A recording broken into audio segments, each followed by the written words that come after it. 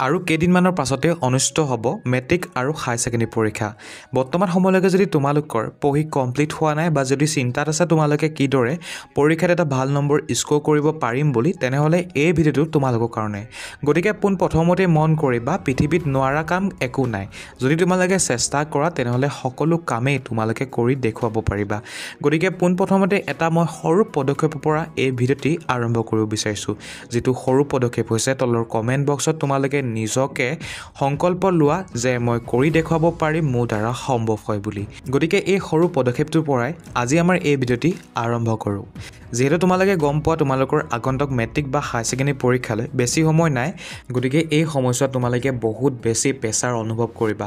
হয়তো ঘৰত তোমালোকক ক'ব পাৰে যে তই কিতাপখন কিয় পঢ়া নাই, কিতাপখন পঢ় যা। মুঠতে এভৰিথিং তোমালোকে কিতাপ পঢ়িলেও তোমালোকক ক'ব বহুতে, বা ঘৰৰ মানুহেও তোমালোকক ক'ব বা কৈ থাকিব। গতিকে সেইখিনি কথা তোমালোকে পোনপ্ৰথমতে ইগন'ৰ কৰিব লাগিব আৰু নিজৰ যিটো প্ৰথম আৰু প্ৰধান কাম হৈছে সেয়া হৈছে পঢ়াটো। গতিকে তোমালোকে পঢ়িব লাগিব আৰু মেট্ৰিক বা হাই ছেকেণ্ডেৰী পৰীক্ষা যিহেতু ভাল নম্বৰ আনিম বুলি ভাবিছা, গতিকে পঢ়িব তোমালোকে লাগিবই। বৰ্তমান সময়ত যিহেতু বেছি সময় নাই, গতিকে পোনপ্ৰথমতে তোমালোকে যিখিনি আজি পৰ্যন্তলৈকে তোমালোকে পঢ়িলা, 1% লাগিলে নপঢ়া কিয়, সেইখিনি পোনপ্ৰথমতে নিজৰ ফালৰ পৰা 100% কমপ্লিট কৰি লোৱা। অৰ্থাৎ ধৰি লৈছোঁ মই হু ইজ লেঞ্চ' এজন খেতিয়ক বুলি তোমালোকে নিশ্চয় জানা। গতিকে সেই কুৱেশ্যনটোকে তোমালোকে, সেই আনচাৰটোকে তোমালোকে সম্পূৰ্ণ মুঠতে ভালকৈ শিকি লোৱা, যাতে তোমালোকৰ পৰীক্ষাত যদি আহে সেই প্ৰশ্নটো যাতে তোমালোকে পাৰা। ঠিক তেনেদৰে মানে যিখিনি বৰ্তমানলৈকে তোমালোকে পঢ়িলা সেইখিনি তোমালোকে কমপ্লিট কৰা, একদম নিজৰ ফালৰ পৰা বিশ্বাসত যে ইয়াৰ পৰা যিয়ে প্ৰশ্ন নাহককৈ মই লিখিব পাৰিম। ঠিক তেনেদৰে তোমালোকে পোনপ্ৰথমতে সেইখিনি কমপ্লিট কৰা। সেইখিনি কমপ্লিট কৰাৰ পাছত তোমালোকৰ ওচৰত যদি কিবা কমন কুৱেশ্যন তোমালোকে পাইছা বা যদি ইম্পৰ্টেণ্ট কিছুমান কুৱেশ্যন তোমালোকে যদি লিখি থৈছা বা সংগ্ৰহ কৰি থোৱা আছে, সেইখিনি তোমালোকে পঢ়িবৰ কাৰণে লাগি যোৱা আৰু পৰাপক্ষত তোমালোকে চেষ্টা কৰা যিকেইটা লেচনত অধিক মাৰ্কছ তোমালোকৰ পৰীক্ষাত আহিব। ধৰি লৈছোঁ এ লেটাৰটো গড আৰু দি লাষ্ট লেচন, এই দুটা লেচন আছে তোমালোকৰ ইংৰাজী কিতাপখনত, আৰু এ লেটাৰটো গডৰ পৰা তোমালোকৰ মাত্ৰ 2 নম্বৰহে আহিব পৰীক্ষাত, আৰু দি লাষ্ট লেচন যিটো লেচন আছে সেই লেচনটোৰ পৰা ধৰি লৈছোঁ 5 নম্বৰ আহিব তোমালোকৰ পৰীক্ষাত। গতিকেলৈ যিটো 5 নম্বৰ আছে অৰ্থাৎ বেছিকৈ আছে, গতিকে সেই লেচনটো তোমালোকে পোনপ্ৰথমতে পঢ়ি পিনি কমপ্লিট কৰা। আৰু যদি তোমালোকৰ চিলেবাছত মাৰ্কছটো লিখা নাই তেনেহ'লে তোমালোকে PBSCৰ যি কুৱেশ্যন পেপাৰ আছে তাৰ এটা ধাৰণা ল'ব পাৰা যে কোনটো লেচনৰ পৰা কিমান মাৰ্কছৰ তোমালোকৰ কুৱেশ্যন আহে, তাৰ এটা তোমালোকে ধাৰণা পাই যাবা। এতিয়া এইখিনিতে মন কৰিবা, পৰীক্ষাৰ আগত তোমালোকে নিশ্চয় PBSCৰ কুৱেশ্যন পেপাৰ নাইবা তোমালোকে প্ৰি টেষ্ট বা প্ৰি ফাইনেলৰ যি কুৱেশ্যন পেপাৰ আছে সেইসমূহ তোমালোকে ঘৰতে অনুশীলন কৰা। ঘৰতে তোমালোকে পৰীক্ষা দিয়া যে কিমান সময়ত তোমালোকে পৰীক্ষাটো দি পিনি আজৰি হৈছা বা কিমান সময়ৰ ভিতৰত তোমালোকৰ পৰীক্ষাটো দি হৈছে বা তোমালোকে কিমানটা কুৱেশ্যন লিখিবৰ কাৰণে পাৰিছা, সেই পৰীক্ষাটোৰ জৰিয়তে তোমালোকে গম পাবৰ কাৰণে সক্ষম হ'বা।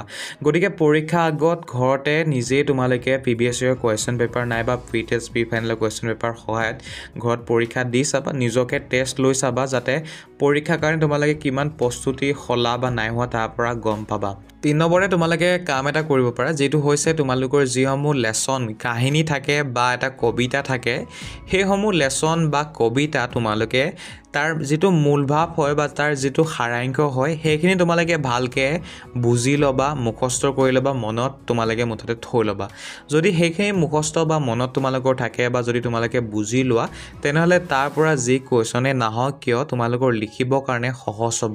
গতিকে এইখিনি কিছুমান সাধাৰণ কথা তোমালোকে অৱশ্যে এইখিনি জানা, কিন্তু জনাৰ পাছতো তোমালোকে বৰ্তমান সময়লৈকে এপ্লাই কৰা নাই নিজৰ জীৱনত বা নিজৰ পঢ়াৰ ক্ষেত্ৰত। গতিকে আজিৰ পৰা এই সাধাৰণ কথাকেইটা নিশ্চয় নিজৰ পঢ়াৰ লগত জড়িত তোমালোকে কৰিবা, আৰু এনেদৰে তোমালোকে যদি পঢ়া তেনেহ'লে মেট্ৰিক বা হাই ছেকেণ্ডেৰী পৰীক্ষাত এটা ভাল নম্বৰ কম দিনত তোমালোকে স্ক'ৰ কৰিবৰ কাৰণে সক্ষম হ'বা। লগতে আৰু এটা গুৰুত্বপূৰ্ণ কথা তোমালোকে মনত ৰাখিবা যে আমি কমেও 6 পৰা 8 ঘণ্টা সময় হোৱাটো আমাৰ কাৰণে বহুত বেছি গুৰুত্বপূৰ্ণ হয়, কিয়নো আমি যিহেতু পৰীক্ষা দিবৰ কাৰণে গৈ আছোঁ মেট্ৰিক বা হাই ছেকেণ্ডেৰী, গতিকেলৈ আমি কি কৰিব লাগিব, 6 পৰা 8 ঘণ্টা সময় শুব লাগিব। কাৰণ আমি যিখিনি পঢ়িছিলোঁ, যিখিনি মুখস্থ কৰিছিলোঁ, যিখিনি বুজিছিলোঁ, সেইখিনি ৰিষ্ট'ৰ হ'বৰ কাৰণে বা আমাৰ মাইণ্ডটো ৰিলেক্স হ'বৰ কাৰণে আমাক 6 পৰা 8 ঘণ্টা সময় শুৱাটো বহুতেই বেছি গুৰুত্বপূৰ্ণ হয়। কিয়নো বৰ্তমান সময়ত যিহেতু তোমালোকে মেট্ৰিক বা হাই ছেকেণ্ডেৰী পৰীক্ষা দিবা, গতিকে এই সময়ছোৱাত তোমালোকে বহুতখিনি চিন্তা বা ষ্ট্ৰেছ তোমালোকৰ মনত থাকে বা আহি থাকে গতিকে কমেও 6 পৰা 8 ঘণ্টা সময় খোৱাটো বহুত বেছি গুৰুত্বপূৰ্ণ হয় লগতে তোমালোকে যিখিনি পঢ়িছিলা মুখস্থ কৰিছিলা সেইখিনিও আমাৰ ৰিষ্ট'ৰ ভালকৈ হয় গতিকে নিশ্চয় তোমালোকে 6 পৰা 8 ঘণ্টা সময় শুবা আৰু এইটো বহুত বেছি আমাৰ লাইফৰ কাৰণে বা আমাৰ কাৰণে বহুত বেছি গুৰুত্বপূৰ্ণ হয় একেবাৰে শেষত মাত্ৰ মই এটাই কথা ক'ম পৰীক্ষালৈ বেছি সময় নাই যেহেতু তোমালোকে নিশ্চয় গম পাইছা গতিকে মাত্ৰ তোমালোকে এইকেইটা দিনহে ভালকৈ পঢ়িব লাগে আৰু নিজৰ ওপৰত তোমালোকে যদি বিশ্বাস ৰাখি ভালকৈ যদি পঢ়ি যোৱা তেনেহ'লে পৃথিৱীত নোৱাৰা কাম একো নাই তোমালোকে এটা সাধাৰণ মাত্ৰ পৰীক্ষা দিবৰ কাৰণে গৈ আছা আৰু এই পৰীক্ষাটো তোমালোকে ভালকৈ দি পিনি ভাল নম্বৰ সহ উত্তীৰ্ণ হ'ব পাৰিবা নিজৰ ওপৰত বিশ্বাস ৰাখা আৰু মোৰ নিজৰ বহুত বেছি বিশ্বাস আছে যে তোমালোকে পৰীক্ষাত এটা ভাল নম্বৰ লৈ উত্তীৰ্ণ হ'ব পাৰিবা আৰু নিজৰ যি তোমালোকে পৰিকল্পনা কৰিছা বা যি সপোন দেখিছা সেয়া তোমালোকে বাস্তৱ কৰিব পাৰিবা বুলি